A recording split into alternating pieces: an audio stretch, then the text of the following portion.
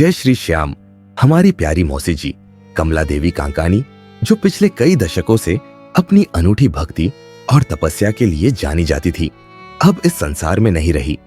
उनका निधन हम सभी के लिए एक अपूरणीय क्षति है।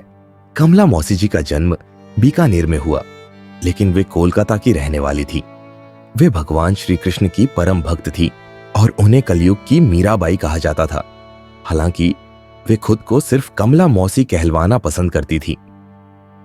1974 में जब वे अपने पति दाऊलाल कांकानी के साथ खाटू श्याम जी के दर्शन करने गई, तभी उनके जीवन ने एक नया मोड़ लिया।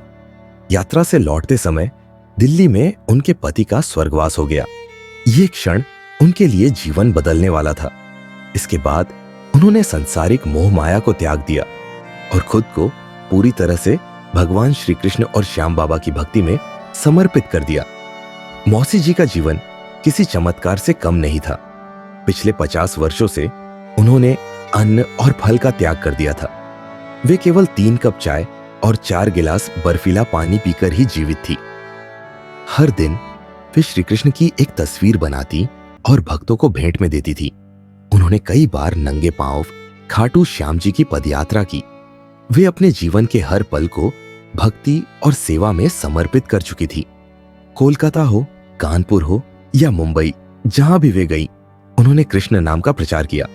वे घर घर जाकर कृष्ण भक्ति का संदेश देती, कीर्तन करती और अपने मौन तप से हमें यह सिखाती कि सच्ची भक्ति कैसी होती है।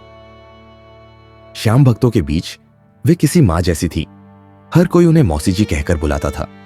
आज उनका जाना सिर्फ एक व्यक्ति का नहीं, बल्कि एक युग का अंत है।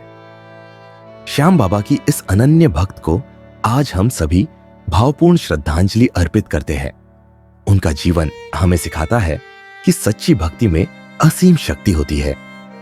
श्याम बाबा से प्रार्थना है कि वे मौसी जी को अपने चरणों में स्थान दें और हमें उनकी भक्ति और सेवा से प्रेरणा लेने की शक्ति दें। अगर आप भी मौसी जी की इस दिव्य आत्मा को श्रद्धांजलि देना चाहते हैं, तो इस वीडियो को श्याम प्रेमियों तक पहुंचाई और कमेंट में AUM शांति लिखें। जय श्री श्याम।